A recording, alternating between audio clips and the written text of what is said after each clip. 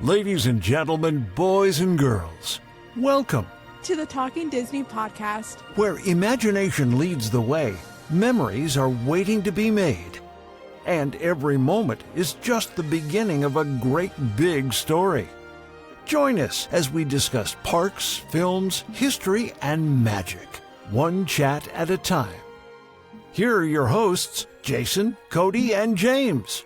And welcome to episode 205 of the Talking Disney podcast. I'm your host, Jason, and I'm here once again with my co-hosts, Cody and James. What is going on, guys? Not much. What's happening?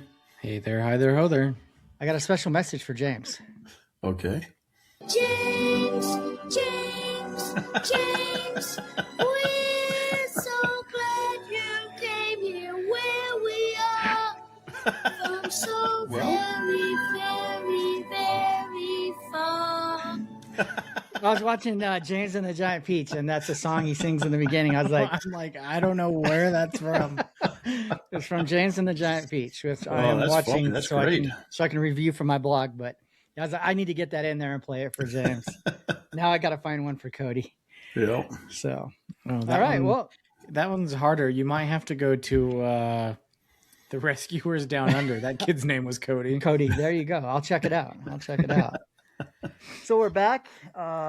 It's been only a week.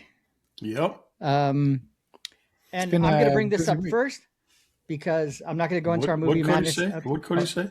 I said I said a busy week, but I guess I should say eventful week. Okay. Eventful week. There was something announced that we've been waiting for. And James, you want to take credit for calling it? Yeah, I mean, I did, right? You did, Go back and listen to it. And I said, last Wednesday. tomorrow morning we will hear, and lo and behold, the next morning. Yep. Go ahead and continue. There it was. We were waiting for the D23 announcement of when tickets would go on sale. And like James said, we recorded Wednesday night, and Thursday morning we got the announcement that they would go on sale starting March 31st for charter members, and then on April 2nd for the remaining D23 gold members, which I know tomorrow. Which is tomorrow. You've already said a lot of new information there. Yes. I noticed right when it came out that it said that tickets would go on sale for D23 gold members exclusively. Not just D23 members, which I believe that's a change from last time we went, because I'm pretty sure anybody was able to buy, as long as you were a D23 member, signed up, even on the free membership, even the free, you were able to buy them. You were the last in line to buy them, but you were able to. And this year, it is only for gold members. Because 2 years ago there were several like pre-sales.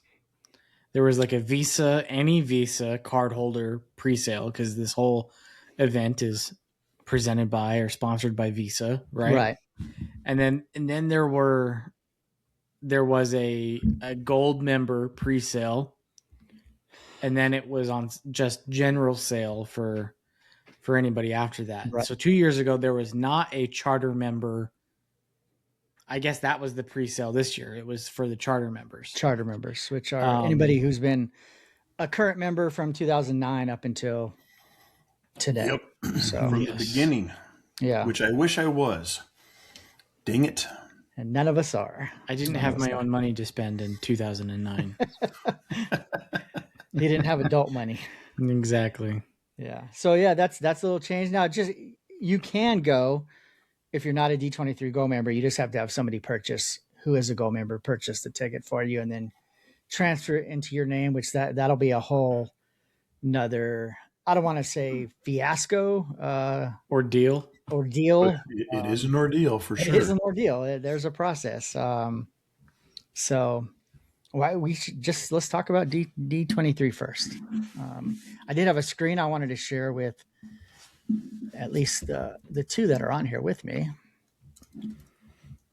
Can you guys see it? Yes. Yeah, kind of. That way we can go down and just talk about it. 3 days, all the worlds of Disney. The dates are August 14th to the 16th, 9 a.m. to 8 p.m. every night. And then there's events held at the Honda Center all 3 nights, starting at 7 for the Disney Entertainment Showcase on August 14th. On August 15th, the 7 o'clock Disney Experiences Showcase. And then August 16th, they're holding the Disney Legends Award ceremony Sunday at 1:30. I feel that's a change. That is a from change. Last time. It was, I believe, 7 o'clock last year, too. They were all 3 at the same time in the evening. So that one is in the afternoon, which I didn't realize that until right now when I'm reading it. I may be more inclined to. I wonder if they noticed a whole bunch of people missing last Sunday night. Maybe. Or, 2 years ago on that Sunday night, because people were either just tired or people had to be back to work or in school and whatever on Monday. And so people had already left town. A number of reasons, but interesting. That may have changed my plans, because I could still attend the Disney Legends Award ceremony and then fly back to Cheyenne or Denver that night. Just head to the airport afterward. I don't know. I'll have to think about it. I have until tomorrow to decide. So, do we want to talk about the legends? On who's been recognized? All right. Let's bring it up. Because I think there's some controversy there. There is a little. Is there? I don't know. I haven't even looked. I know of one. I'll tell you my thoughts on who I think deserves and who doesn't. But the Disney Legends Award ceremony returns to D23 to recognize the contributions of creators and leaders who have defined Disney across generations. The star-studded ceremony will be filled with tributes and unforgettable moments celebrating Disney's highest honor.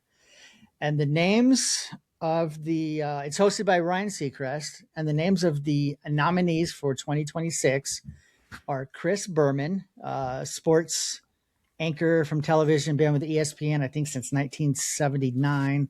I like Obviously, Chris. Disney didn't own Disney in 79, but they do now. Jerry Bruckheimer from film. If you don't know who Jerry Bruckheimer is, pause this and go Google him. You should. You for sure know one of his shows or movies. There you go. Susan Egan, voice actor. She should be Meg from Hercules. Eric Goldberg, animator. He was an animator in that early 90s era, the Renaissance era with Little Mermaid and Lion King and all them. So animator. Actress Anne Hathaway. She's getting ready to be in a movie that James actually drafted in our fantasy movie draft. Devil Wears Prada 2. She's been in other stuff. Let's go, Anne. Bob Iger for leadership. Kim Irvine, Imagineering.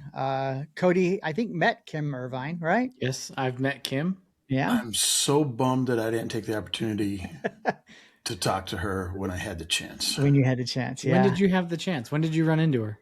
Teresa and I were waiting to get into Blue Bayou. We had checked in and we were standing there, and Kim was 3 feet away from me. She was waiting for someone else. She was also dining at the Blue Bayou, and she was just standing right there. And I turned and I looked at her and I was like, I know who that is. And I should have said hi and asked for a picture. And instead I got, I guess, scared. I don't know. But I ended up not saying anything. And then when we sat down, they were actually at the table next to us. So I got to sit there and regret my decision for, the next hour and a half. sit there and eavesdrop and what kind of Imagineering tea you could overhear. Yeah, exactly. Yep. So I really regret that. It's one of my regrets. That is sad. I have never seen her at the park. So then we got Dwayne Johnson for film and voice. He's done voice acting and film acting for Disney. We got the Jonas Brothers for television and music. They most recently did a Jonas Brothers Christmas movie. Yep. Did you watch that? Did either of you watch that? I did. It was cheesy, but it was, it's probably not in my top 10, but so not as good as Noel. No, Noel is great. Noel is must watch Christmas TV every year. I throw Noel in there because it was also like a direct to Disney Plus Christmas movie on the first day that Disney Plus was available. Yeah. So, Yeah. Side note, I think I'm going to dump Disney Plus. no, you can't. Whoa. You can, but how you going to watch all these movies we're talking about? I don't know. Some of them I own, but shoot, with as much as it, like the price is going up again, right? Is it? I don't know. I just got to know. Maybe all I got was a notification because mine's getting ready to renew, and so they're just telling me the current price. I don't know, but I'm just looking at it, going like, seriously, Yeah. seriously. Unfortunately, I can't dump it right now. So, Yeah. all right, Lin-Manuel Miranda for film and music has done quite a few musical soundtracks. Also Hamilton, which James and Cody are a huge fan of. I've never seen, so I may have to check it out someday. And see, you got like to go going see to plays and to musicals, I do. doing live theater, so I do. You would love Hamilton. So I'll watch it probably on Disney Plus. I would not be a fan of paying $350 for a ticket to go see it. $350. That's what it cost down here in Denver to go see it Are you sure? Man. when it was here. Yeah, it was actually sorry, it was $329 Is For that like the front row cheap with tickets? VIP passes in the back, or for you get to meet the cast for that much? I mean, she in whiz. the whatever they call it in the orchestra box. It was higher. It was $400 or $500, and this was in the upper balcony. Really? Yeah. Wow. So I passed. And then the last guy who I said someday he's got to be a Disney legend because it seems his name always pops up in every movie. Just by sheer quantity. Yeah, not huge roles, but sometimes they're just like a small animal or whatever. But Alan Tudyk for film and voice. Yeah, I think they bring him in just so they could put his name in there. It's like he made the sound of The Rock. Right. Rock. And yeah, if you're doing a movie, you got to get Alan in there. Like, give him a call. Yep. He's like James said, we're gonna have him voice the talking rock. So, but those are your 2026 honorees. Opinions, thoughts. Anybody that you don't think deserve it? I'm interested because Cody mentioned that some controversy in there, and I'm looking at them all. I'm thinking, which ones are controversial?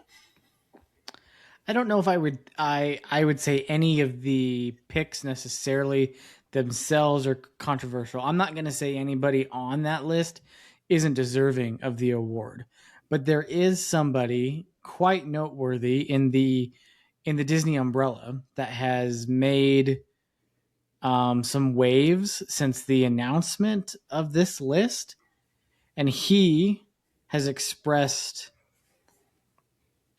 I don't know if discontent is the right word, but he expressed being let down that he was not asked, and has not yet been asked to be a Disney legend. And I don't know if complaining about it online is going to ruin your chances down the road.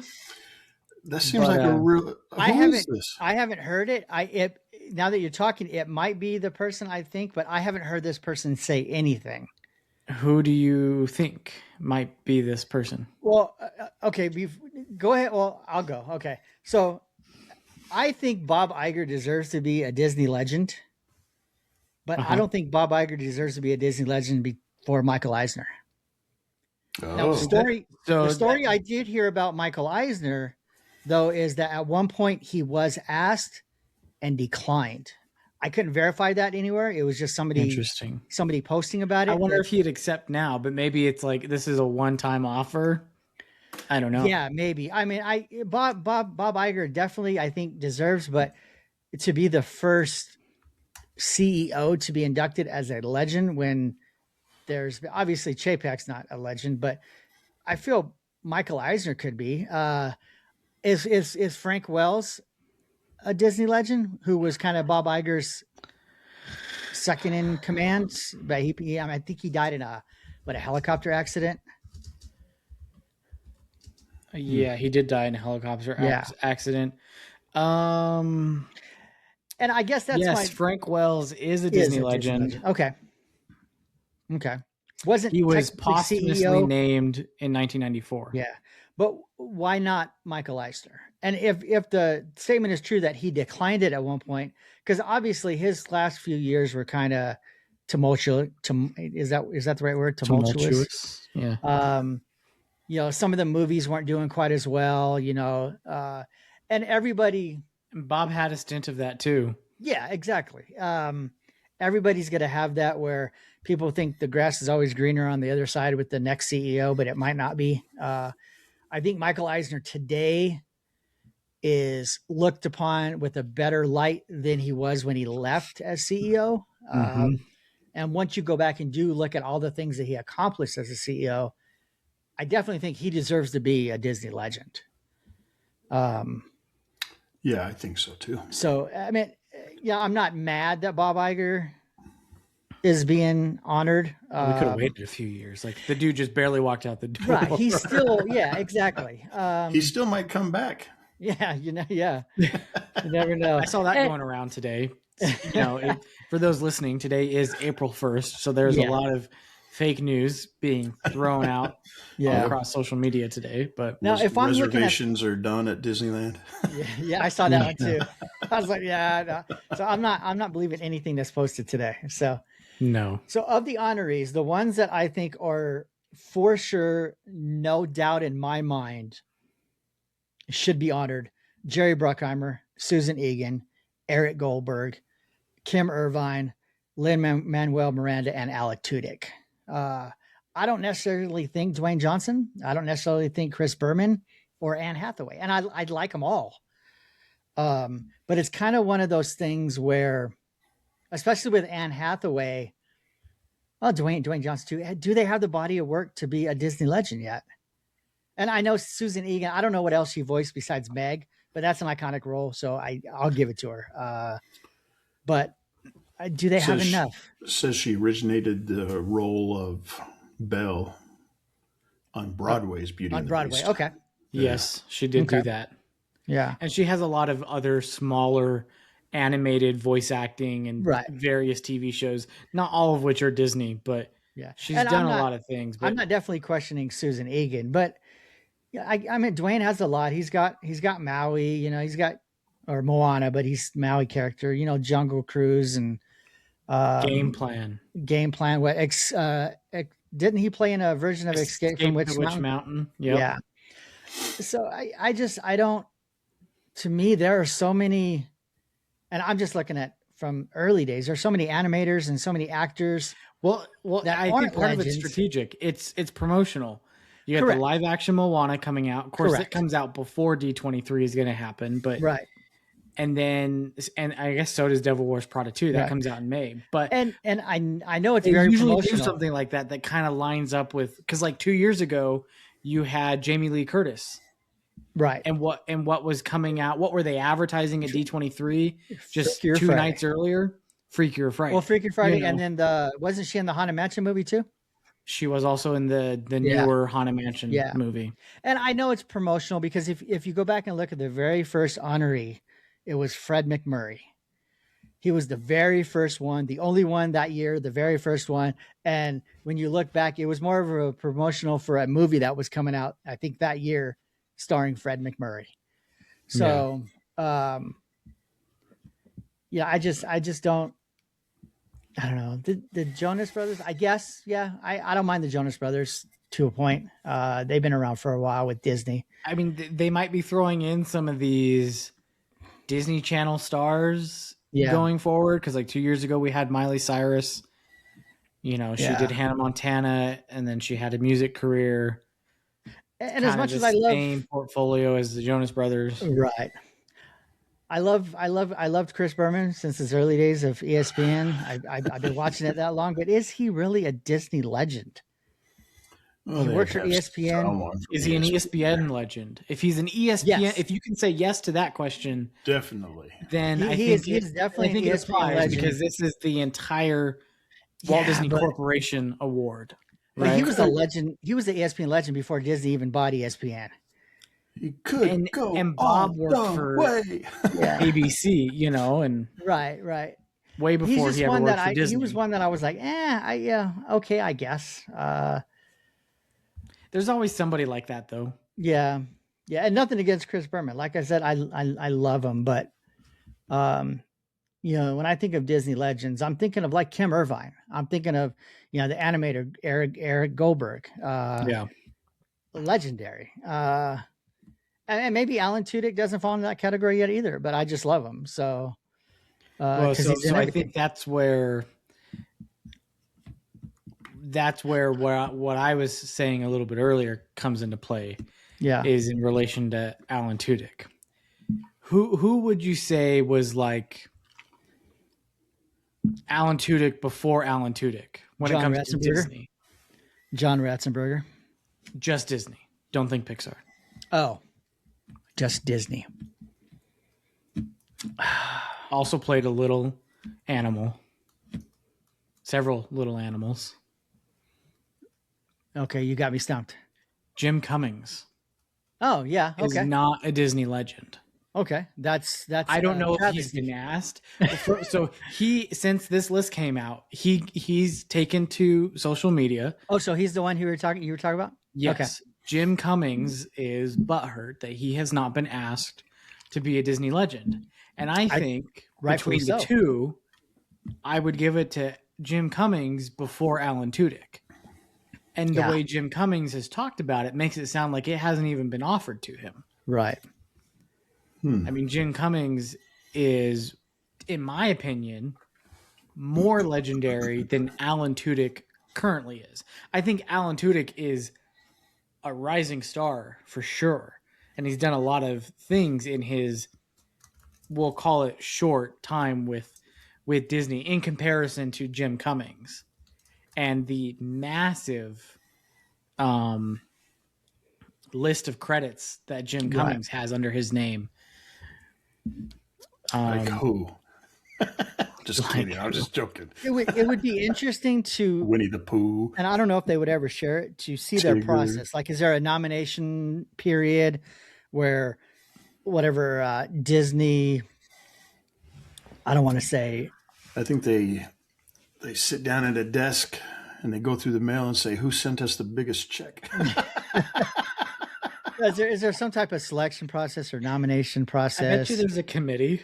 Yeah, but I've never heard of the committee. Yeah, like the committee has on this chosen committee to honor these 12 people or whatever. Yeah, you know. So it'd be interesting to know the selection process and what qualifies you, what doesn't qualify you. You have to have a movie coming out that year or the next year or the year prior, or you be with, have a certain body of work. So yeah, I don't know. Yeah, that is surprising that he has not been. Yeah. And you can probably look at some in the past and be, is he a legend? And look and be like, oh, I'm shocked he's not a legend. Like Jim Cummings. Mm-hmm. I didn't know he had come out publicly and said anything. Which, like you said, could possibly hurt your chances later on, It could, yeah. Or now, how does it look on Disney to then give it to him? Right.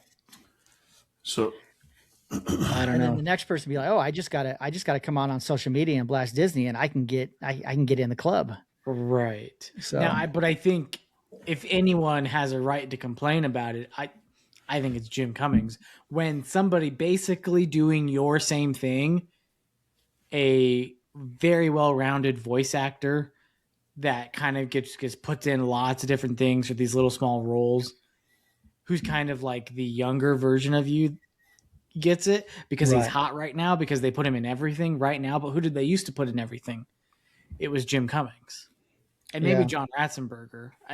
Definitely John Ratzenberger. Right. I don't know. Without looking it up, I don't know if he's a Disney legend or not.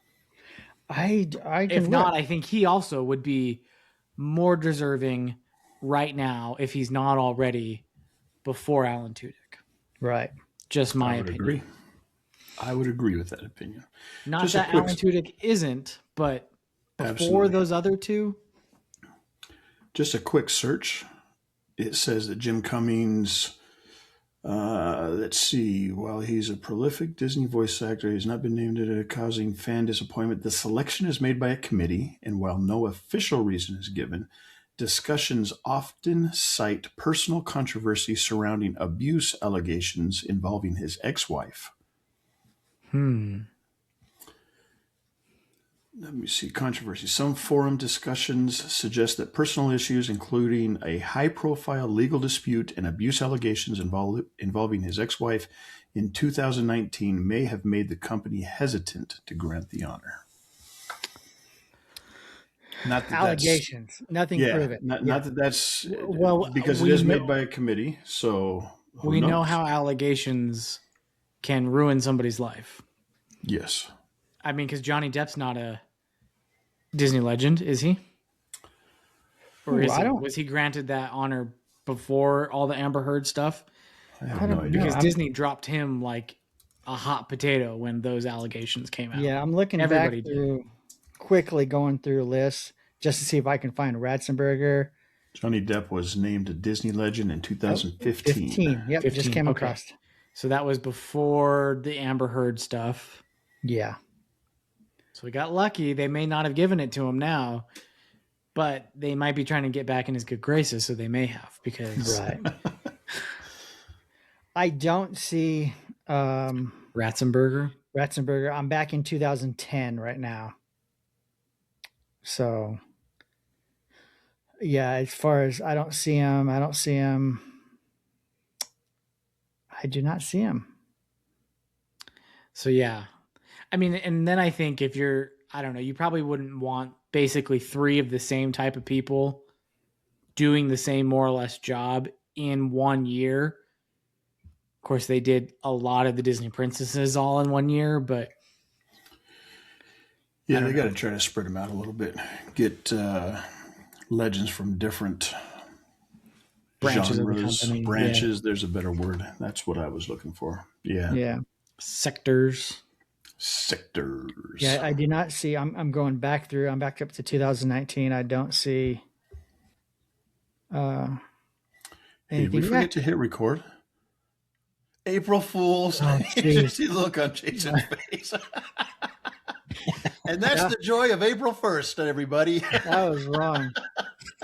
Can I get 2 churros in the water? Now I can understand. I can understand the hesitancy, but people can change. Robert Downey Jr. is a legend. At the beginning of his acting career, he got into a lot of trouble. Yeah, but was it ever for domestic abuse? Drugs. We can forgive drugs. Everybody does drugs. Yeah, unproven Where are you domestic living, abuse. Cody? Where'd you Are grow you up? gonna tell Everybody me does drugs. The Rock and Anne Hathaway have never done drugs. They've Now, never. maybe they didn't get in any They legal spend trouble. any time in jail for it. That doesn't. Yeah, that doesn't equate to Are everyone. you telling me jail time is where we draw the line? Is No, that not jail necessarily. time? Not I want to know necessarily. what drugs Cody's doing.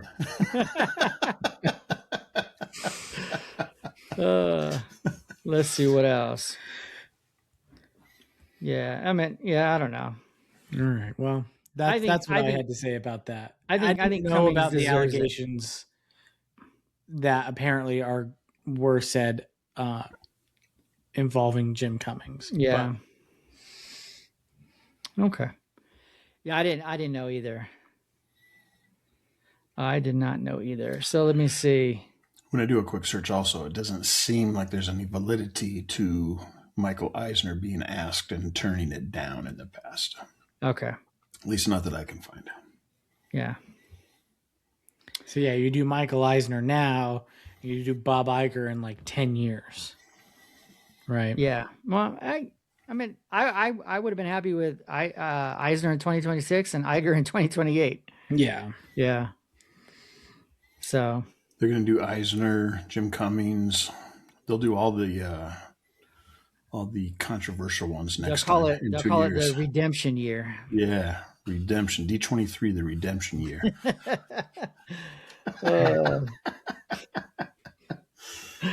All right. Yeah, so those are your legends that'll be honored on August, what's that, 15th? They should make Bob 16. Chapek be the presenter Oh, of jeez. Bob Iger's award.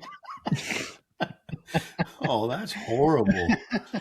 I don't know if maybe he's a really nice guy. Chapek back in the building. But Maybe he's a really nice guy. you think Chapek stayed on as an advisor after? No. No. I guess said that's the he's ready difference to go. between He was, ending yeah. the contract and getting fired. His Yeah. last day was on a Friday, and no one saw him after Tuesday of that week. He's like, peace, I'm He's out. like, I ain't coming back. Yeah. Screw you guys. So come tickets back, do come back, Bob Paycheck. like I said, tickets go on sale tomorrow for us normal gold members. Sorry to the regular members. I haven't seen any rationale on why that was changed. So it makes me wonder how many people decided to upgrade and buy gold to try and buy tickets tomorrow. And honestly, I didn't know about that until the last Thursday when I started reading into it. Nobody did that. Yeah. I mean, nobody had that information before it was announced last Thursday. I just didn't look at it closely enough to make that realization, even though it said it there black and white, Right. But so it makes me wonder, will there be less people online tomorrow? No. Because now it's all gold members, but we didn't do a Visa pre-sale and there isn't a general sale. So is it going to be crazier than it was 2 years ago? Or is it going to be less crazy because it's only gold members? Now there's going to be a lot of gold members, no doubt. But Right. And even the gold members are split up, right? by 2 hours. 2 hours, yeah. To me, that doesn't make any sense at all. But so tickets go on sale for us in 14 hours, 17 minutes, and 19, you and I 2 years 18. ago waited more than 2 hours to get in. And by the time we got in, what we would have wanted to get was gone. So for the allotment for the day. Right. do we qualify for the 2 hour advantage? I don't even know. What We plan I'm do, on. because we all pay for our gold membership. Okay. The 2 hour delayed For window those that are free. release is for anybody that has a gold membership through the Disney Plus perks. Yes. Gotcha. So it's they got a free gold membership. Yeah.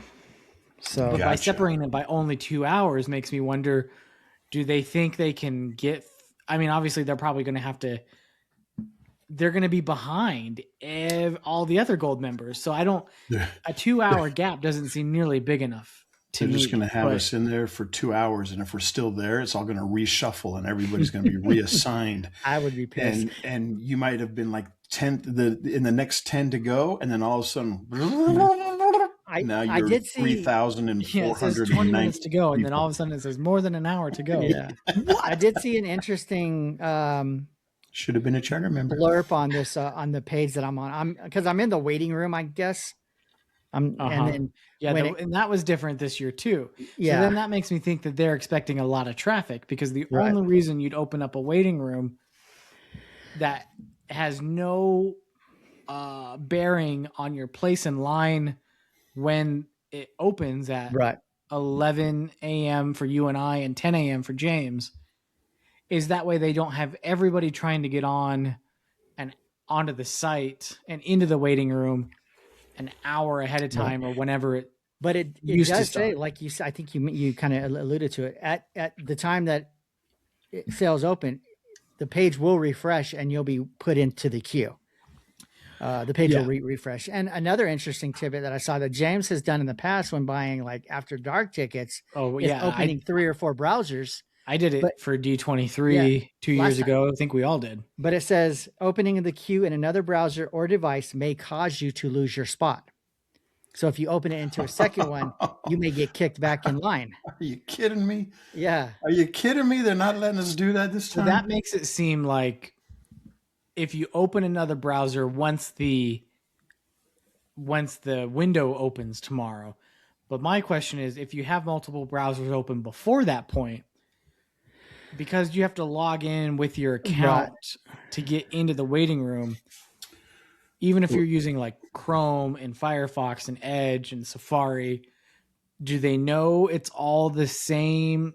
Like, are you on the same place in line in all of those, or is it different places in line? I understand that if you tried to get into it after the time starts, that might freak out the system, and now it'll recognize, hey, this person's already logged in the line. He's trying to log in again. We'll kick him to the back of the line. Something like that. Yeah. Yeah. Glitches, and it's just like, oh, now it's just treating you as you've just come in. I don't know. So, I'm going to have a couple of open before that point tomorrow. Ooh. Penalized. because if there's no bearing on your place in line before that window, having multiple open before the window starts wouldn't affect anything. Test it tonight. Try to open up the waiting room in 2 different browsers and see what it tells you. It might tell you in one of them, hey, you're already in the waiting room. Because you do have to log in to be able to join the waiting room. So it's good to know. Right. It's good to know who you are. But I'll do it on my phone. I don't want to do it on my home computer because I'm not going to be on my home computer tomorrow. I'll do it on my phone. What in the past have you guys had better luck on? Because right now I'm in the waiting room in Safari, I think. I've had better luck on Chrome on my work computer. Okay. Because I got to decide what I want to use on my phone because that's the only thing I'll have. For me, it's been all over. Okay. I've got through on Firefox, got through on my phone, got through my phone on Chrome, my phone on Safari. So for me, it's been all over. All over the place. And now I don't even remember where I went to find the waiting room, so now I got to look again. Nice. Yeah, I'll do that tonight. So, yeah, I'll test it with Chrome and Safari tonight and see what one of it tells me. If not, I'll close both browsers and then I'll open back up in just one. There is a join queue on the homepage of the Expo event. I currently have the queue. I'm in the queue in Safari and in Chrome right now. Does it have like a? No, it probably won't have like an ID, an ID or anything until the actual window opens. So now I am signed into my account, so it knows I'm signed into my account on both. And you want to be signed into your account so you don't waste time when you go to do something and then it says, enter your email. Right. Enter your password. Yeah, because I know because they're using the Qt system, which they've used in the past. It's got that little man that just kind of sits there and walks, and then he'll get a little faster and slow down again. But I think when you're actually at that point where you're in the queue, at least in the past, I don't know if this year will be any different. There's been like a URL or something that like you could use that link. That's like your personal link to your spot in line. That you could then take that to like a different device or something and keep your spot in line. But that, with the way they've worded all this, that may not be a thing this year. So I don't know. I've got it open on my phone now, so at least this one's going now. We're all in line already. We're just in a waiting room. We're in the waiting room. That's what I mean. They're going to come and have us all stand up and get in line and go to the next room where the actual tickets will be for sale. It's like when we used to sit in the basement of the Anaheim Convention Center before we got to go into the panel. Right. All right. So yeah, we'll obviously we'll share more of our ordeal tomorrow on our next episode to let you know how it went. So yeah, I guess we better come up with some kind of a game plan for tomorrow, eh? Yeah, we're gonna have to talk logistics maybe when we're done here. Yeah. Yeah. We've probably bored everyone enough with what we've talked about so far. All right. So that's all I got on Legends. D23 is announced as far as the 4 sale dates. And then there's been a lot of information. If you're curious about D23, the Ultimate Disney Fan Event, go to the website and there's all kinds of stuff on there on what's going on. The nothing with who's going to be in the panels or anything like that. That'll be later this summer. And that'll be a whole nother process, trying to reserve the panels, which ones you want, and then being notified of which ones you got. Here's something that's different this year that we haven't talked about, and that's not in because they have like a ticket buying guide step-by-step on how to, like, once you're into like the actual store, like what to do and the process there. But nowhere in that, and anywhere have I seen online, hey, here's what merch you can buy now when you buy your ticket. Right. So, and in the past, we have been able to buy stuff. Yeah, that hat James is wearing, he bought when he bought the ticket. Right. And it got shipped to him. It got shipped to him at some point later, but before the expo. So you had your merch that you could, if you wanted to, wear or take to the expo or whatnot. That's not a thing this year. They aren't selling merch in the ticket process. So maybe that'll speed things along. People aren't trying to buy merch. Yeah. Maybe they're taking a page out of Disneyland's book. I know we used to kind of commend D23 for being like, hey, this is how you do special event merchandise. Yeah. And maybe they'll surprise us as we're checking out, saying, "Do you want Nobody to look at the mentioned list it of in merch?" the charter membership sales, though. No, Yeah. it's true. And I'm sure they would have. People would have said, hey, I got this and this and this. Mhm. Unless merch is going to come on another day. You know, if you've, 2 months from now, if you've got or if you got tickets to D23, you're able to buy merch on Saturday or whatever. Pre-purchase merch, which, like Cody said, is something we always commended D23 on, because Disneyland for their After Dark events sucks at that. Mhm. And we always said they should follow the D23 process. Apparently, D23 is following Disneyland's process now. They're going backwards. Yeah. Who's in charge? They're not happy, Josh. Come on, Josh, fix that. Or bring back Bob Chapek. One or the other. No, not for real. Wow. Yeah. Hey, So, yeah.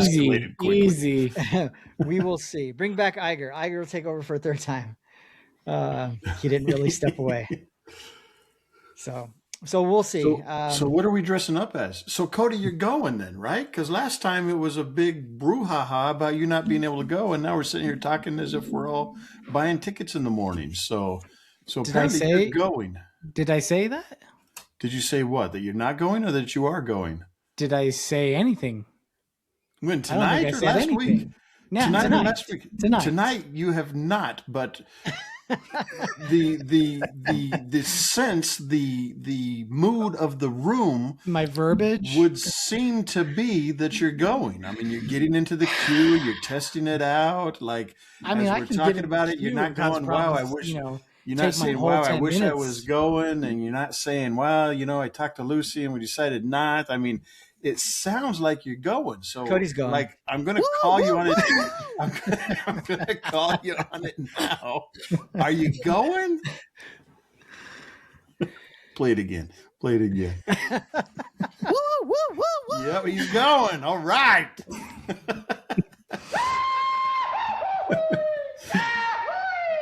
So then I guess the next question is Lucy going? I don't going? even get to answer the first question. Oh, the first question was answered by the look on your face. Well, in case for those that can't see my face, it was I like decided to not go. What?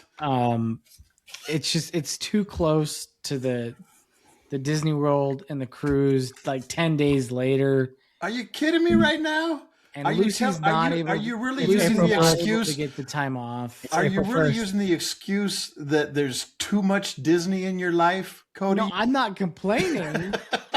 I'm just saying, we're going to go on a cruise. We're going to be at Disney World, and we just kind of decided that it's probably financially responsible. A little too much Disney in our lives right now. Financially responsible and Disney do not belong in the same conversation. Right, which is why I'm about to then 10 days later spend more money than I ever have on a vacation to go to Disney World and then get on a Disney cruise ship. So what's an extra couple $100? Right? Let's make 2026 the best year ever. Ever.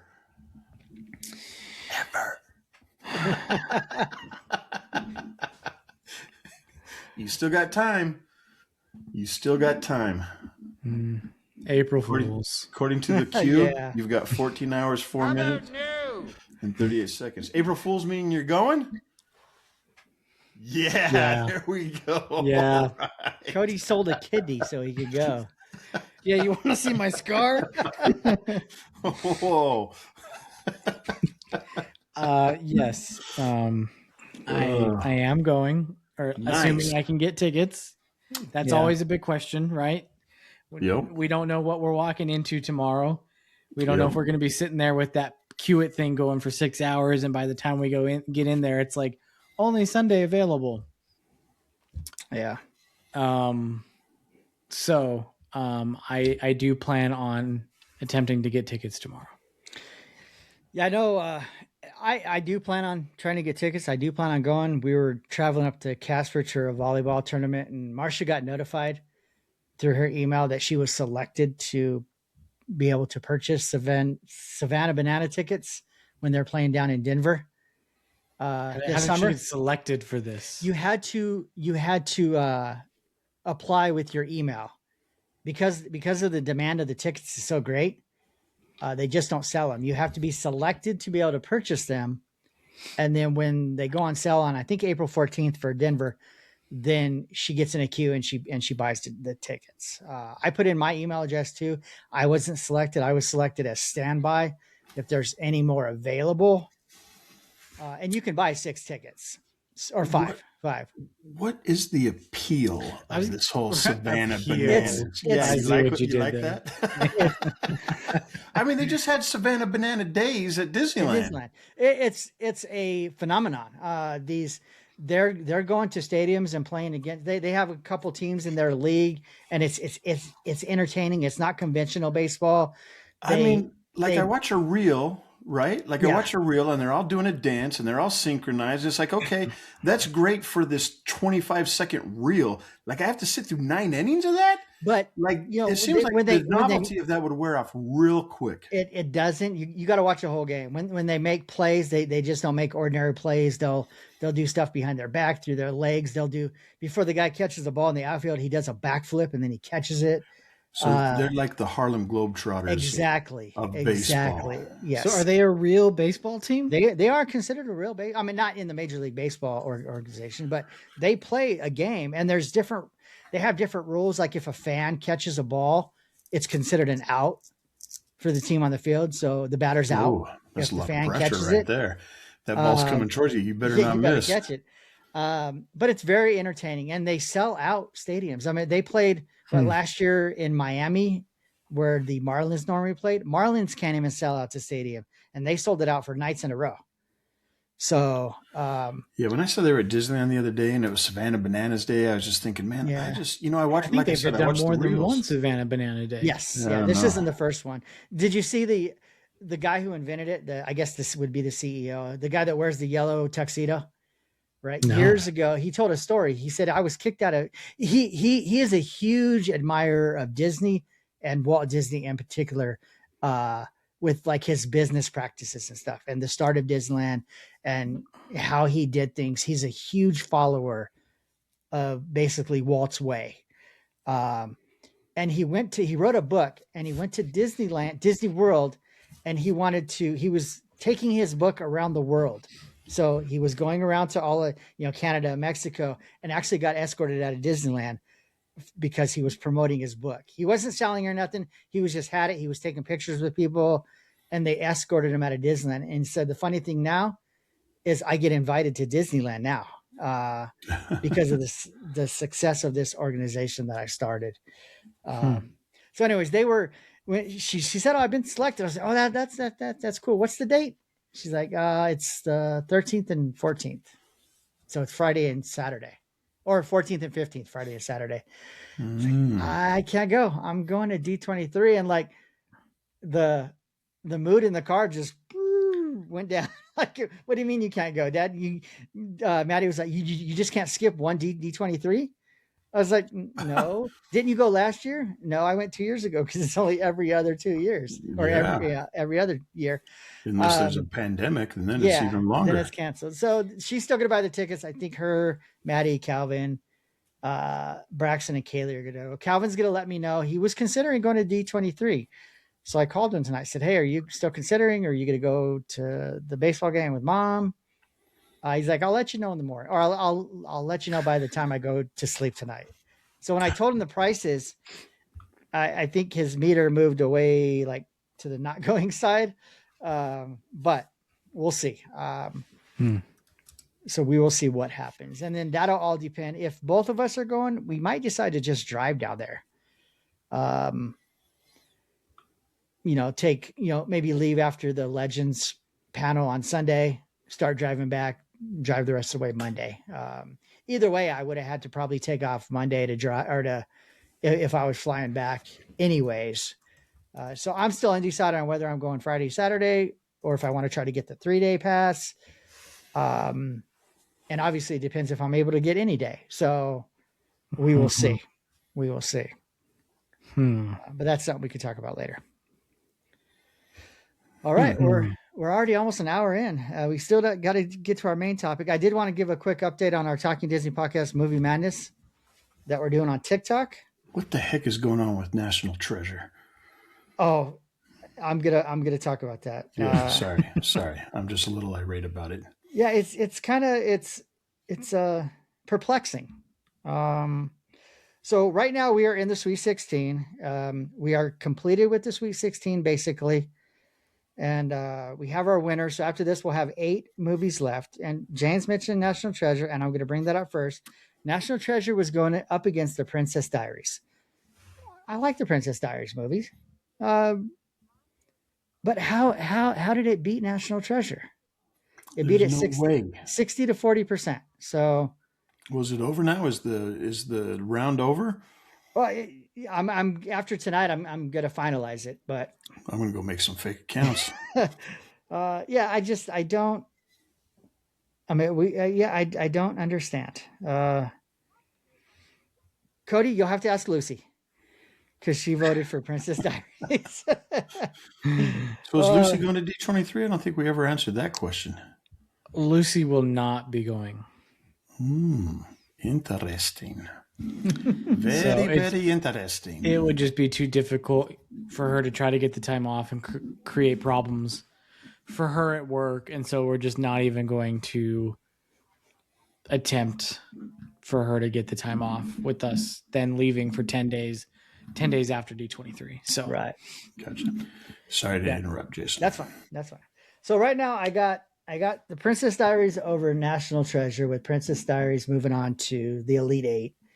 And the top of that bracket, which is the blockbuster eras, the 2000s, I've got Pirates of the Caribbean, The Curse of the Black Pearl, knocking out Pirates of the Caribbean, Dead Man's Chest. So rightfully so. This should be the round that Princess Diaries is eliminated. If it beats Pirates of the Caribbean, The Curse of the Black Pearl, I'm going to have some questions. In the family era bracket, 1980s to 1990s, we got, I'm just going to double check these because I did the totals last night. I want to make sure they still stood. We have the Santa Claus knocking off The Nightmare Before Christmas. Oh, that was tied earlier. Yeah, it was. Yeah. I thought Santa Claus was going out. If that's the case, Nightmare would have gotten it's one vote was the difference. So the Santa Claus is moving on. That's kind of an upset. Santa Claus came in 12th in their bracket and knocking off the number 1 team from that bracket. And they will be going against the Parent Trap of 1998, who beat Newsies. Not very close, 62% to 38%. Over in the classics division, we got Mary Poppins taking out 20,000 Leagues Under the Sea. And they got 20,000 Leagues got no votes. So we got Mary Poppins advancing.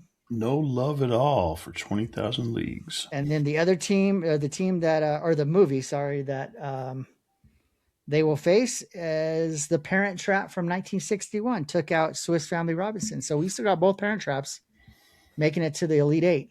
The only way they could face each other, though, is if they both made the finals. They're on opposite sides of the brackets. Over in the remakes and modern era bracket, we got, let me double check this. We got the Muppets still beating Lilo and Stitch. So the Muppets will advance. And then on the bottom of the bracket, we got Cruella versus Saving Mr. Banks. At one point, this was tied. Is it no longer tied? It is no longer tied. Saving Mr. Banks 54% to Cruella's 46%. Yes. Yeah, I was a little worried about that. I was like, there is no way Cruella is going to take this. I see Cruella beating Saving Mr. Banks more than I see the Princess Diaries beating National Treasure, though. I could. Cruella was a Princess Diaries is a good movie too, but Cruella was a decent movie.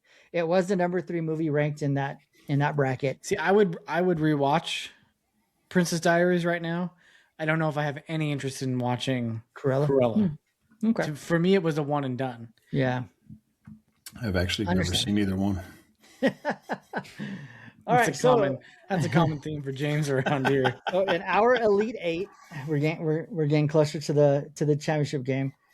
We've got Mary Poppins in the Classics division, 1950s to 70s. We got Mary Poppins versus The Parent Trap, 1961. The remakes in modern era, we got The Muppets versus Saving Mr. Banks. Ooh. Over in the family era, 1980s to the 1990s, we have The Santa Claus versus The Parent Trap of 1998. That one's going to be tough. And then in the blockbuster era, we have Pirates of the Caribbean, Curse of the Black Pearl versus The Princess Diaries.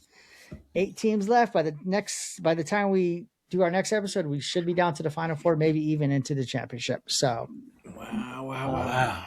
If you guys, I'm not even going to ask that, because for whenever this is done, we are going to do a show dedicated to our picks that then we'll compare to all the TikTok votes.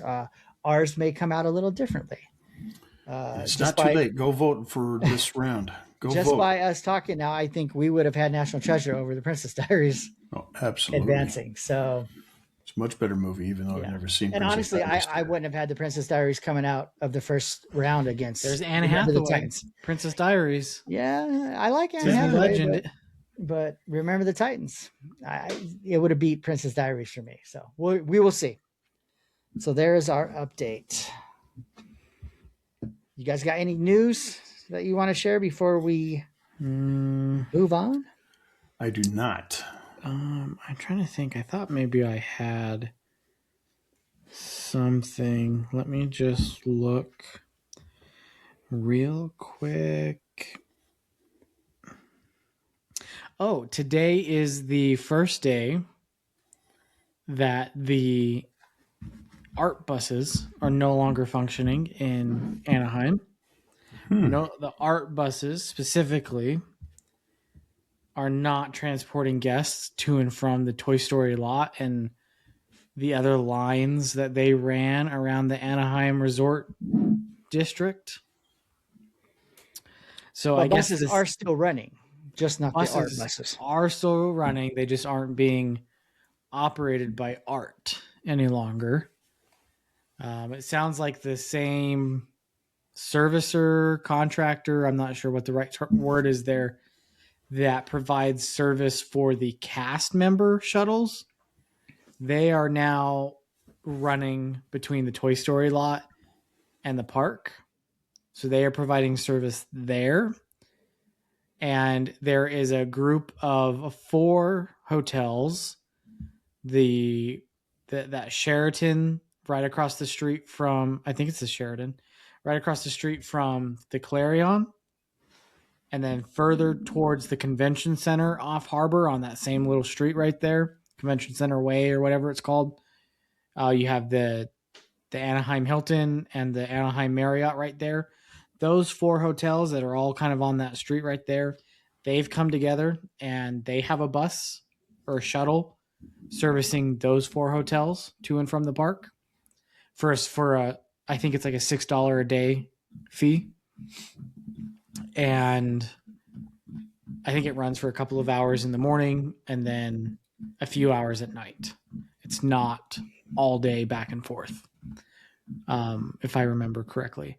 And then there's also a like Garden Grove bus shuttle system now that's servicing like 10 or so hotels a little bit further down the street on Harbor Boulevard. You've got Hyatt Regency, which also has their own bus shuttle as well.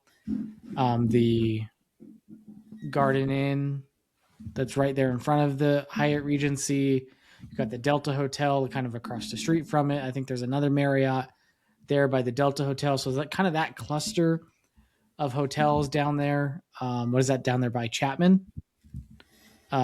They have come together and they're offering a shuttle service just kind of around those hotels. So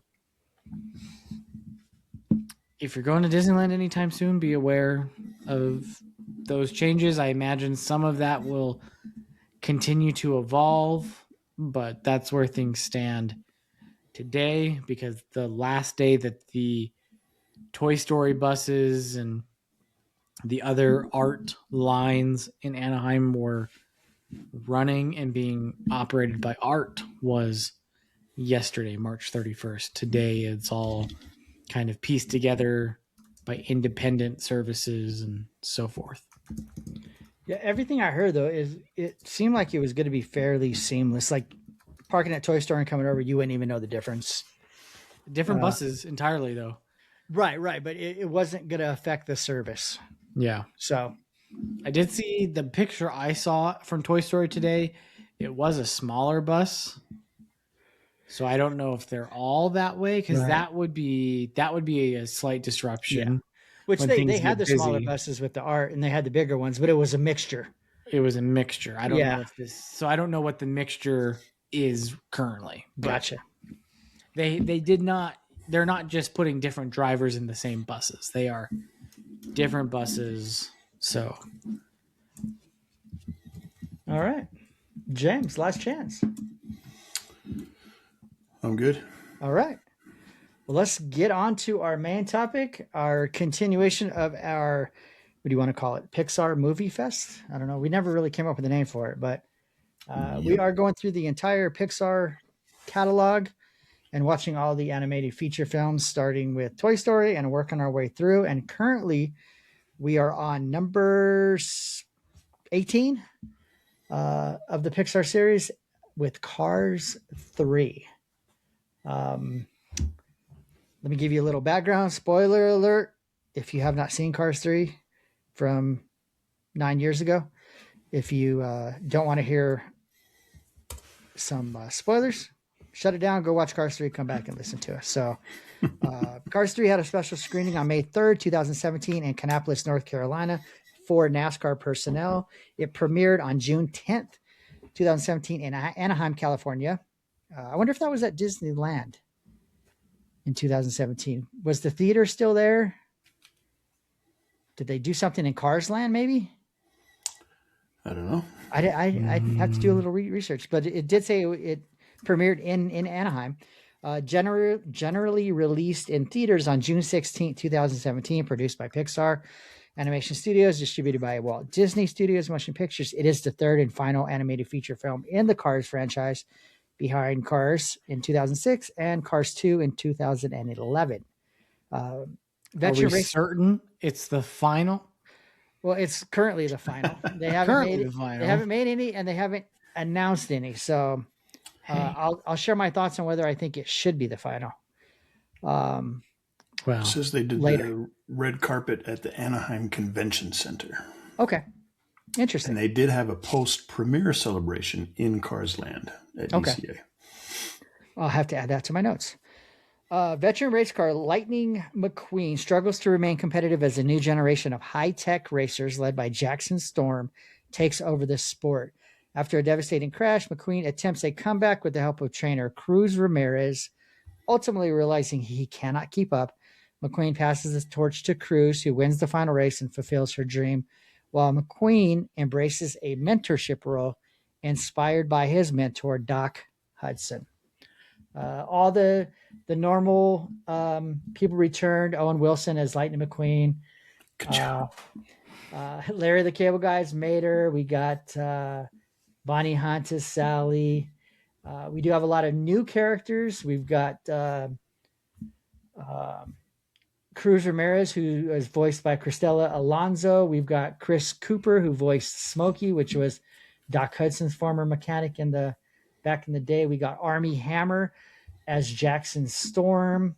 One of the funnier characters, Leah Delaria as Miss Fritter. She was the big school bus at Thunder Hollow Demolition Derby. Kerry Washington as Natalie Certain.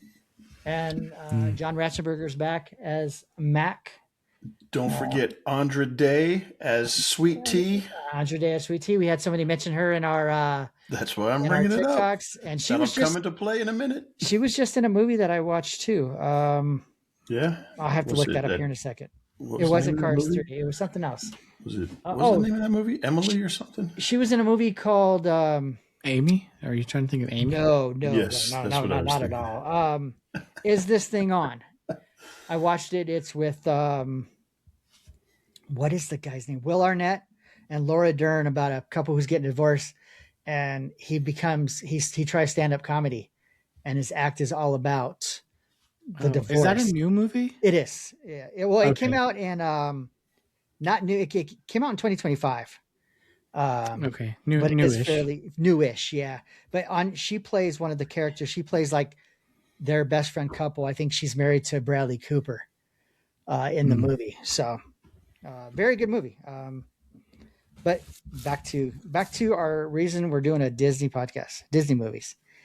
That's all I got. That's the quick down and dirty on Cars 3. James, it was his first time, I believe. Yes, I believe this was the first time I've seen this movie. I do not recall seeing it before. Cody, you've seen it? I have seen it. Theater, Disney Plus, DVD, Blu-ray when it came out, or do you remember? I don't remember. Okay. I don't remember. Yeah, because we're getting around the time 2017. Where were you? Were you in Vegas? I was probably at the lab. I was in Vegas. Yeah. So that time maybe Cody was at the lab. Cody was probably at the lab too. Not being allowed to go watch Disney movies. We were talking about going to get pizza at 10 o'clock at night. All right. I did see this in the theater. If I looked back on my Facebook, I probably have some pictures of the kids in the seats getting ready to watch it. So thoughts, guys? Whoever wants to go first. I know I always ask James because he has never seen it. But Cody, do you want to go first today? Yeah, because that's no fair because I get to go first all the time because I haven't seen anything. What are your thoughts? Go first. Yeah. Go for it. James doesn't want to man up. I'll do it. Oh. Oh. Okay, go ahead.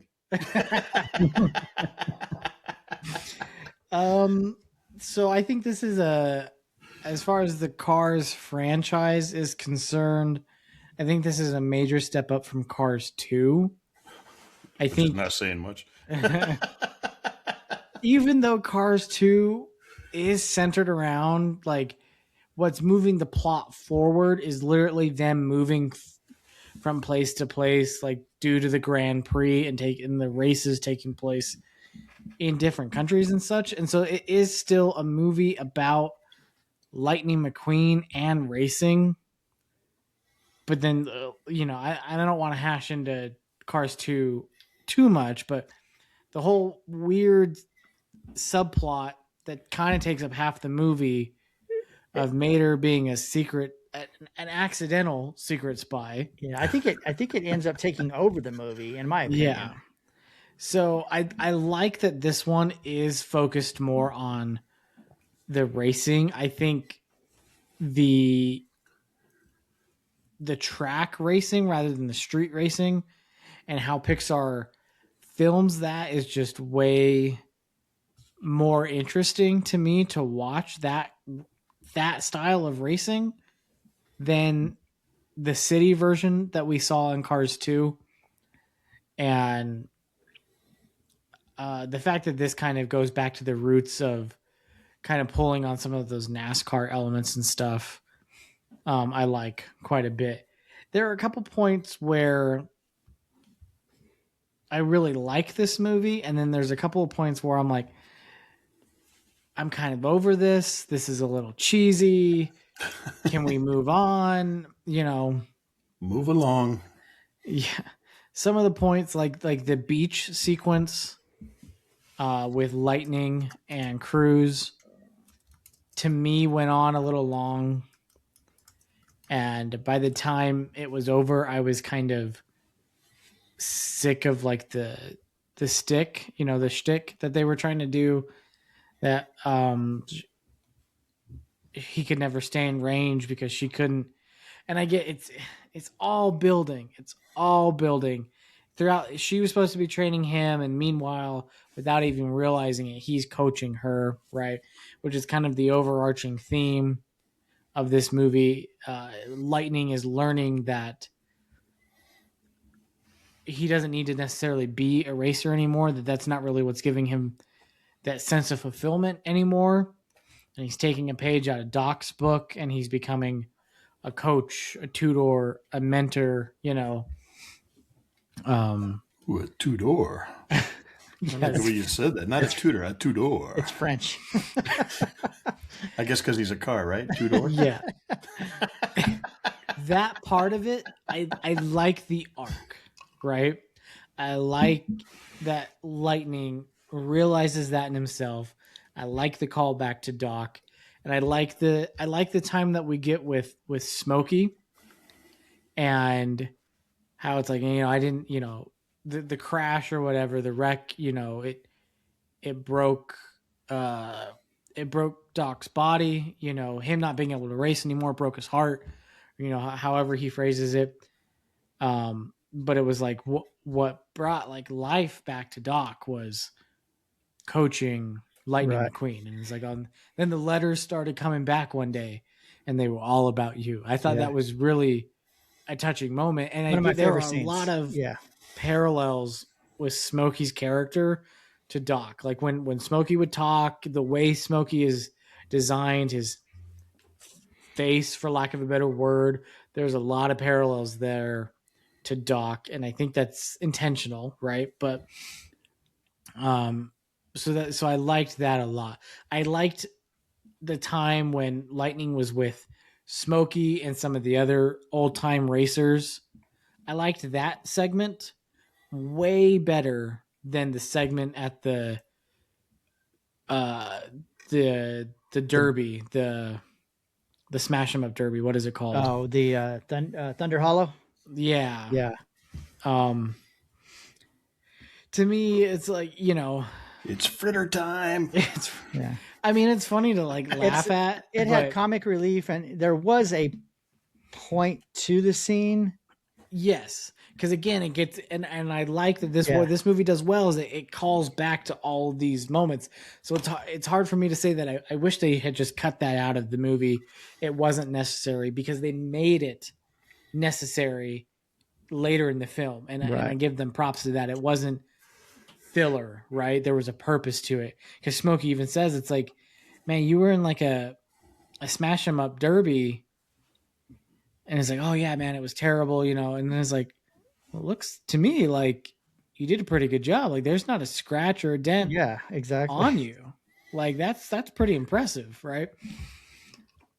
And so I like the way that the movie comes full circle. So from start to finish, as like a cohesive plot and storyline, I liked. There are moments while I'm sitting there watching it, it's like, I don't really care for this scene or this segment, but I think they do a good job making it all worth it at the end.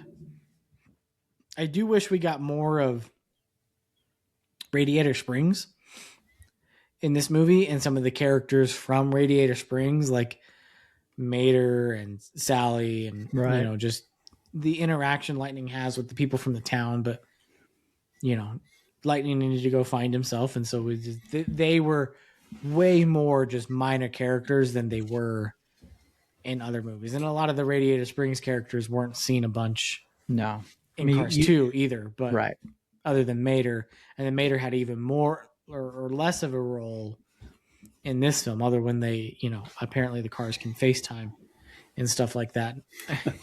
But so yeah, those are my thoughts. Overall, I like the film because I think they do a good job of tying everything together with a nice bow at the end. All right. You want to go last today, James? Sure. All right. I think everything Cody said is correct. I did enjoy. I think I enjoyed the. Well, we'll just take a break because I gotta go too. Okay. So we'll just pick off with me starting. Old people in your bladders. I know, crazy. So what is that? 118. 118 or 117. Right. Yeah, I'll do 117. P break.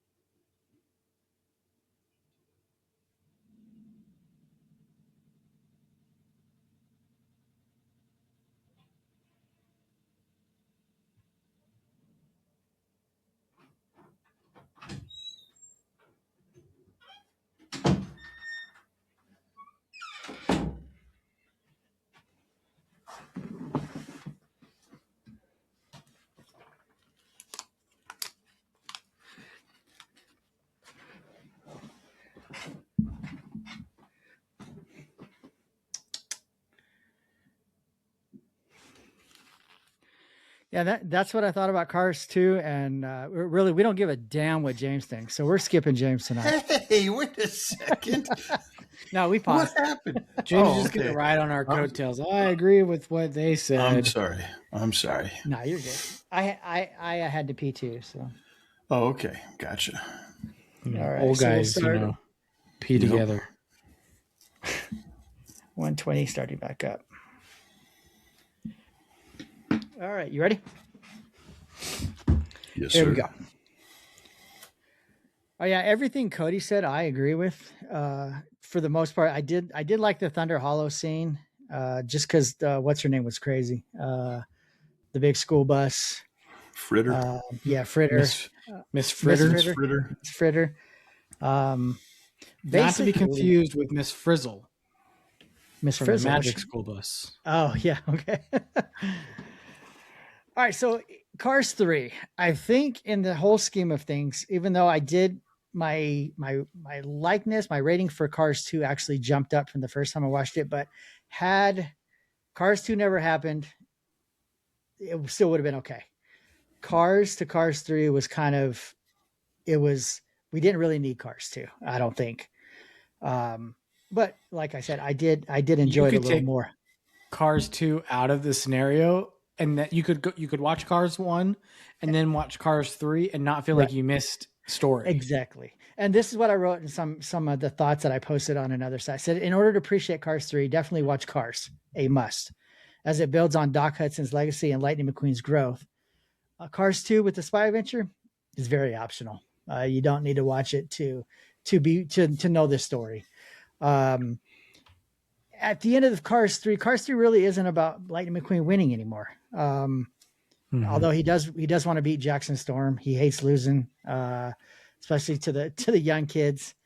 But it's about what comes for Lightning McQueen after, like like Cody said, the mentorship, following in Doc Hudson's footsteps, the parallels between Doc and McQueen Lightning, they're pretty much identical. The kind of the arc of where Lightning McQueen started to where he ends up. Doc did not want to be McQueen's mentor. He was done with racing. And I do love that scene that Cody was talking about what's the guy's name? Smokey, showing him the letters and all the pictures on the wall. And probably one of my favorite scenes in the movie. So at the end of this, Lightning McQueen turns into the mentor for Cruz Ramirez. She gets, he starts that final race, or not the final race. It's actually the first race of the season, but his final race. He comes in for a pit, and Cruz Ramirez comes back out with number 95 painted on her yellow car. It's the best I could do with the amount of time I had, boss. And it was still pretty good. I mean, that was great. That looked really good. So she ends up, winning the race. Ultimately realized that she's more than a trainer, that she's actually a racer, which is what she wanted to do the whole time, but was always told that she couldn't. Even in that last scene, or when she's getting ready to come in, what's the guy's name that is the runs the racing school? Sterling, the business owner who bought Rusty's and has that big training center. He basically tells her, "Hey, you need to leave and go back and start training the guy that's going to replace Lightning McQueen in the next race." But she ends up turning around, and then, she ends up winning the race, which I thought was awesome. And now Lightning McQueen is not a racer anymore. He's found his new calling. He is now basically a mentor to Cruz coming up. So he's a crew chief. He's a crew chief. Yeah. The music, the soundtrack was great. Obviously, I think anything Randy Newman does to me, he can't do any wrong. So anytime it's a Randy Newman soundtrack, I love it. Did Randy Newman do Cars 1? Yeah, I'm pretty sure he did do Cars 1. Interesting. Because I didn't notice it as much in Cars 1, assuming that was also Randy Newman. But in this one, I would listen to the music, and there was a lot of Toy Story influence. You heard Toy Story? I heard a lot of Toy Story in this, but I don't feel like I noticed that in the first movie. Okay. He did do the sound, the music for Cars. Did he do it for Cars 2? No, that was Michael. What's his name? Giacchino. Yeah. So they skipped Randy for that one. He got Cody the better looks of the like two. it. That's why it wasn't a two is very the good better movie. Not discrediting Michael Giacchino, because Michael Giacchino He's good. is great. Yeah. Cody's practicing his Pixar trivia for his next cruise. Who is Michael Giacchino? Yeah. So basically, I think that at the end of this movie, it was just Lightning realizing, like I said, what he's going to do after the winning's done, after he's done, which is something. I'll compare it to an athlete or even race car drivers. It's something they eventually have to do. You can't play football, basketball, baseball. You can't drive NASCAR forever. Eventually, you got to hang it up and do something else. And I think Lightning McQueen found his calling. Do I think they're going to do a Cars 4? I surely hope not. I think there's a way they could go. Maybe one about Cruz Ramirez. It'll be. But I think they leave it alone. Hopefully. Well, because I feel like Cars as a franchise, except for maybe the exception, except for Cars 2, the story's about lightning. Yeah. Right? Yeah. And where they went wrong with Cars 2 is they tried to make the story about Mater. Cars 4, the hunt for pistachio ice cream. Mater's back. Cars 4, maybe Mater starts to take part in the Thunder Hollow Figure 8 demolition derbies. I don't know. There's enough shorts and Mater stuff and Cars that I think it will suffice and keep everybody happy. I think like as you're saying, I feel that they have nicely wrapped up Lightning's story. Yeah. I think trying to open up anything else concerning Lightning at this point just would feel forced. Yeah, they've taken Lightning from being a rookie and a young punk kid who didn't want to listen to anybody. Took him through his journey to now where he's the one that people don't want to listen to because he's the old guy now and he's trying to talk to young kids. So, yeah. I thought some of the interactions between Storm Jackson and Lightning McQueen, like after the race, were kind of funny when he said, "Nice, it was finally nice to beat you." Like, did you say meet? I think you know what I said. So, yeah, very, very cocky racer, but Lightning McQueen was kind of cocky when. In the first film, Lightning McQueen was also cocky before he got humbled by Radiator Springs. So that's my thoughts. Great soundtrack, great music. I thought kind of wrapped up nicely with the bow. Lightning McQueen's journey should be over. So there you go. As a first-time viewer, James, what'd you think?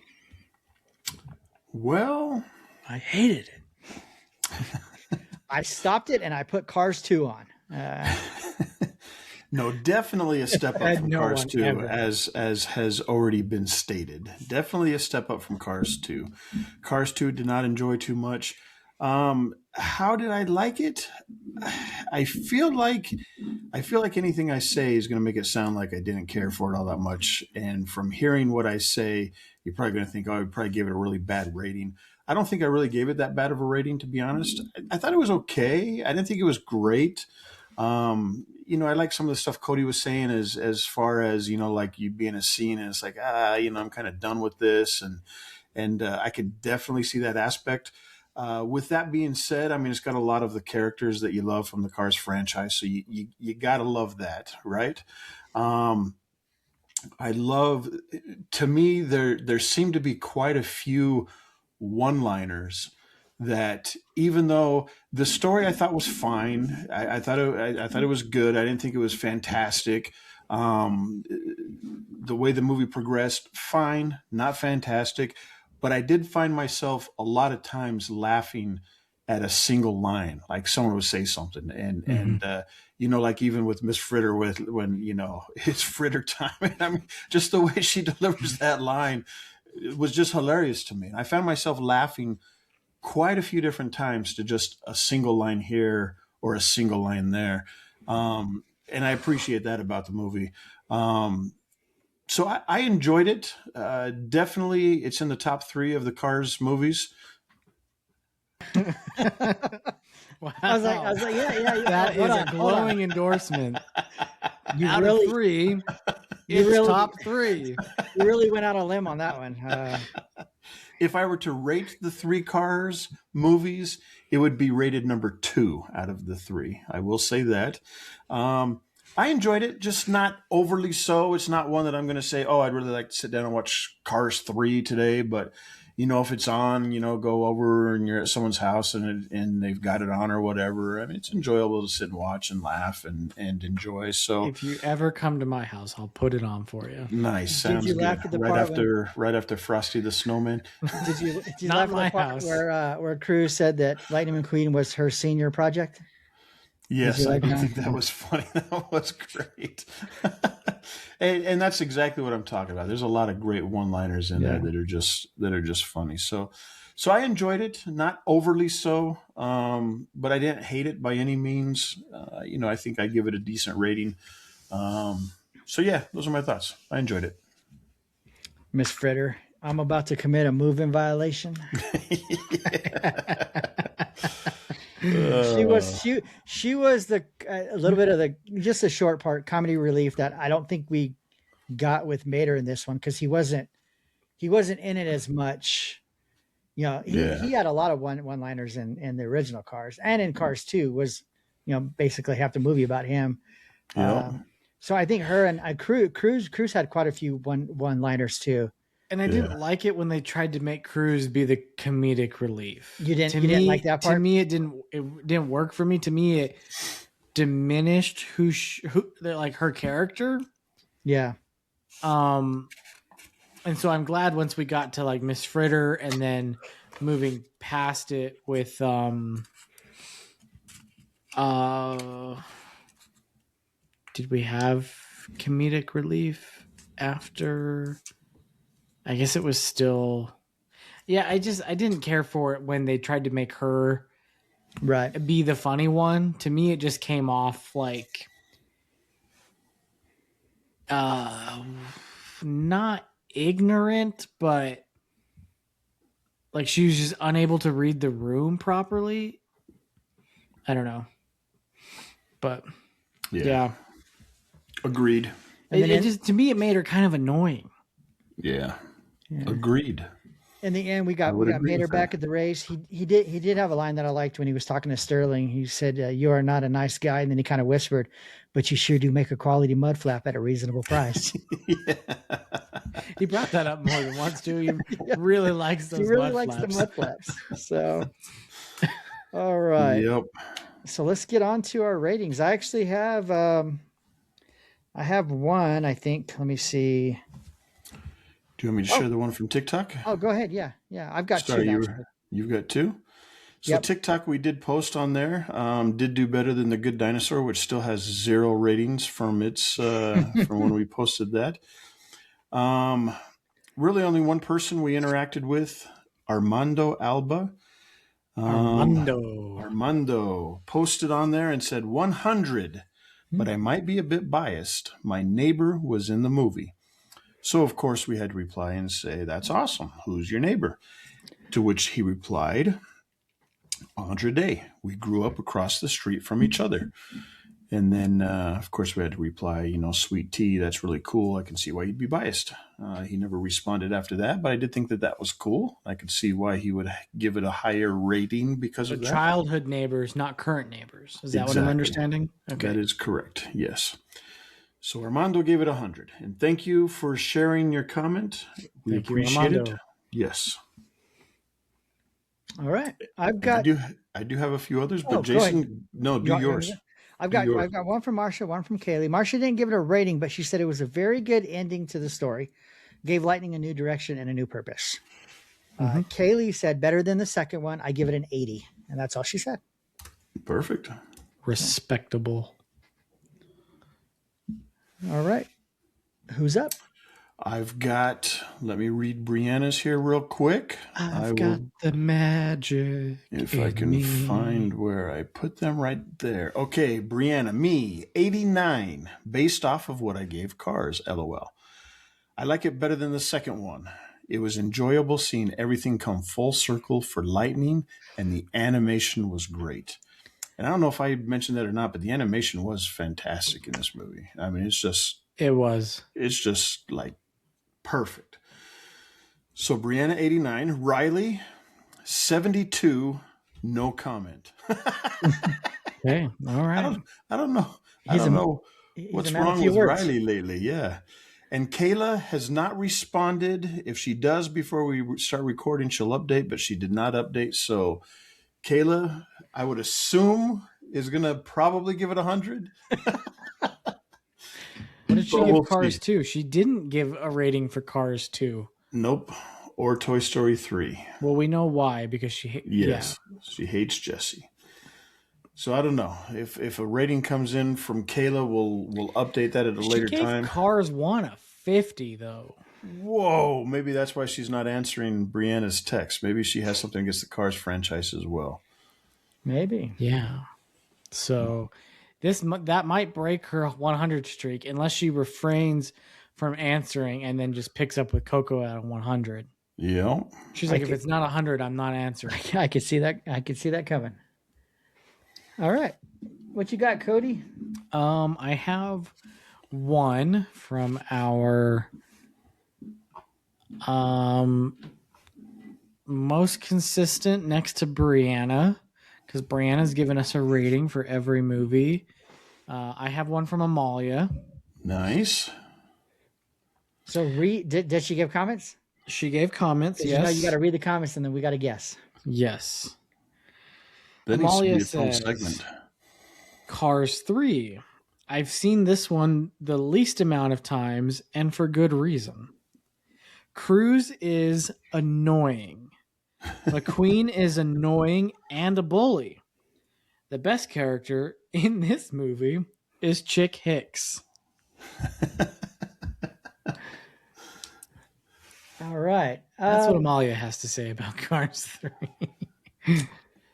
Let's go. And so she gave 100 to Cars, right? Yes. 85 to Cars 2. 55. 55. Read it again. I've seen this one the least amount of times and for good reason. Cruz is annoying. McQueen is annoying and a bully. The best character in this movie is Chick Hicks. I do agree that Chick Hicks is a great character. Okay, so you say what, 55? 55. I'll say she's going to say 60, just like Finding Dory. Well, you're both close. 58. 58. Wow. So it is out of 3, it's number 3 from the Cars franchise, according to the rating she's given us. Cars at 100, Cars 2 at an 85, and then Cars 3 at a 58. Interesting.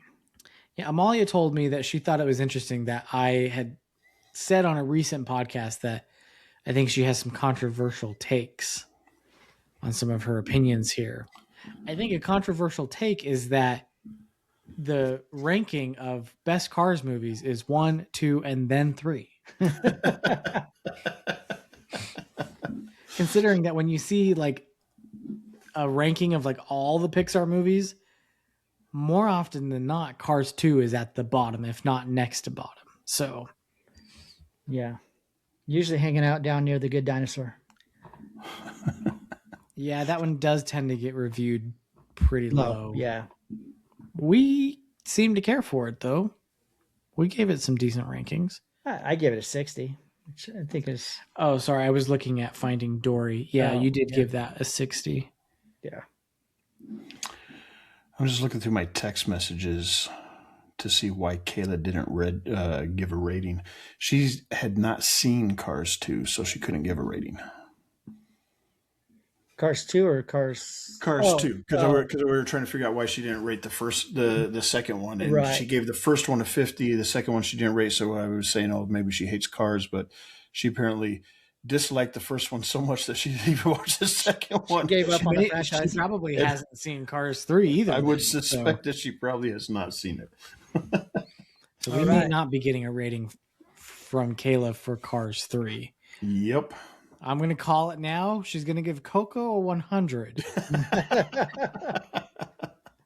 You could be right. All right.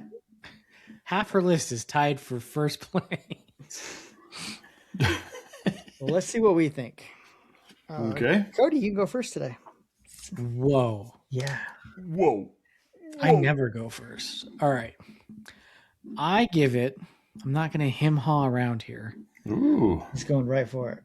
You're I'm traditionally a pretty give big it- hem-hawer. I'm usually a pretty big hem-hawer. Today, I'm not. I'm going to give this film an 84. 84. All right. Looks like with the list coming in at your number 16. Mm-hmm. Okay. I'll go second since I went second today. I'm going to give this one the same score I gave Dory, Finding Dory. I give it a 90. Really? Yep. I'll fill it in since I got it open. So yeah, it was, So tied for 11th, huh? 100 for Cars 2 or Cars, 80 for Cars 2, and then right in the middle 100 for Cars 2. No, What? and then right in the middle for Cars 3. So yeah, it is tied for my 11th.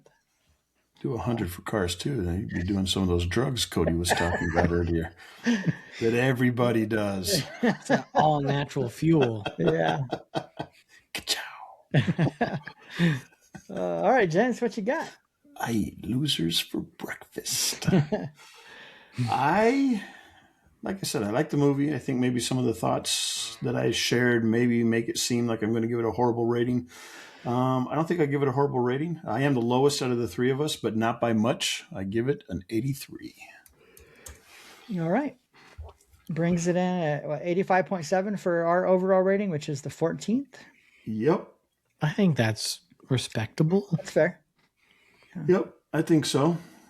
They can't all be in the top 10. Nope, We have they more than can't. 10. They There's only room all for 10 of them. cannot. They all cannot be hundreds or Unless Oscar you tie winners. half of them for first, like Kayla, then, you can shove them all into the top 10. Exactly. All right. So our next movie we're going to be talking about, I think Cody already alluded to it, the movie Coco, released the same year as Cars 3, but in November on the 22nd. It's a of double 2000. Pixar year. Double Pixar year, just like this year. So Hoppers and Toy Story 5. Indeed. Yeah, there's been a couple years like that. But yeah, Coco is coming next, the 19th animated feature film released by Pixar Animation Studios. I'm interested. James has not seen it, correct? I have not seen Yeah. Coco. No, I've I seen honestly it. have no idea what the movie's about. I've seen it a few times. Mm-hmm. Without spoiling what I'm going to talk about, it is one of my more enjoyable Pixar films. Really? I do like Coco. I do too. If it's So, hot and Hot served Coco, right? With some in a marshmallows. cup with some marshmallows. Yeah, or we're maybe getting some whipped close cream. to you see Coco, Incredibles 2, Toy Story 4, and then we're starting to get into the pandemic. So, which would be all movies that have come out since we started the podcast. So You when must we wear a review, mask while watching those movies. I was just going to say if we were going to record, are we all going to wear masks while we review those movies? We should. Oh, that's awesome.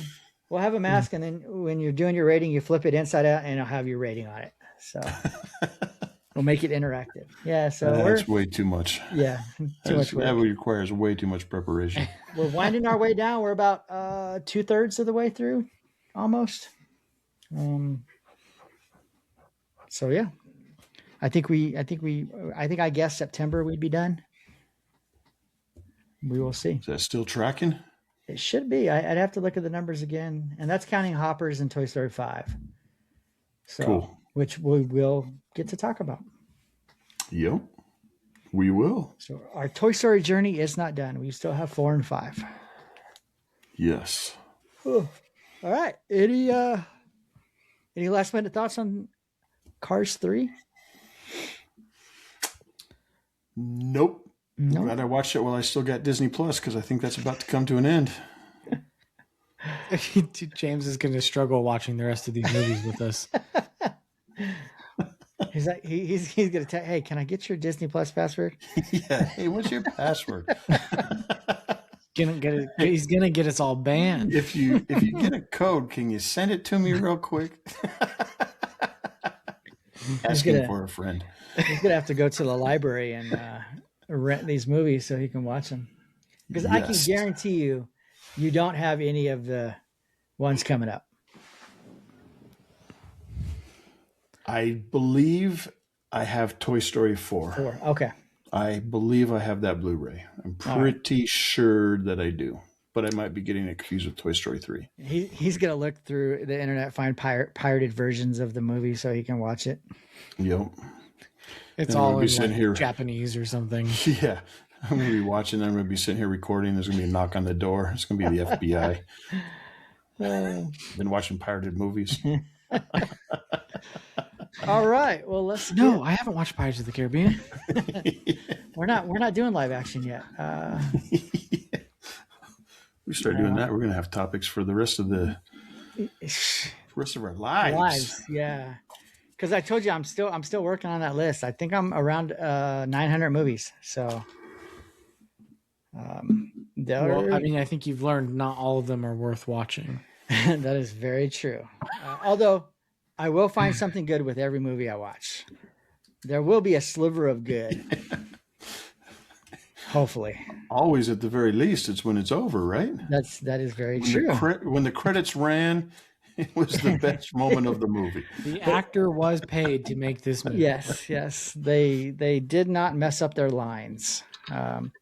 All right, well, let's get out of here. If you want to check out our social media, you can go to our Linktree page, linktr.ee/Talking Disney Podcast. That'll have links to all our TikTok channel, YouTube, X, Facebook, website, www.talkingdisneypodcast.com. If you want to email us any of your thoughts on our episodes, any thoughts on movies we're going to watch in the future, talkingdisneypodcast@gmail.com. We would love to hear from you. Even if you say, hey, why don't you guys talk about this movie? And if it's not in what we're doing right now, we'll take a break and we'll watch your movie. So, yep. I think that's it. I think we do need to possibly consider doing some live action ones after Pixar. Not all of them, but we can watch certain ones like the popular ones, Mary Poppins. We can do a Pirates marathon. Pirates marathon, National Treasure marathon. There you go. That sounds like a lot of fun, actually. Yeah. So, is it a marathon if it's only 2? They're talking about a third. It's a marathon if you watch more than one in a row. Very good. Yeah. If you watch more than one in a row, it's a marathon. There you go. Yeah. Okay. There's more. I mean, they do have the Love Bug series. Herbie Goes Bananas. Herbie Goes to Monte Carlo. Herbie Goes Savannah Banana. Savannah Banana. We can watch all 3 Trons. We can watch and compare the 2 Parent Traps. The Freaky Fridays. There's a lot we can do. So, all right, well, let's get out of here. Yes, let's. Thank you for listening. Yes, thank you. Hope you enjoyed it. And Cody, got anything? Nope. All right. I don't think so. Well, let's get out of here. Until next time, we will talk to you later. Bye. I'm a fluffy cloud. Yes, you are. Shut up, Cody.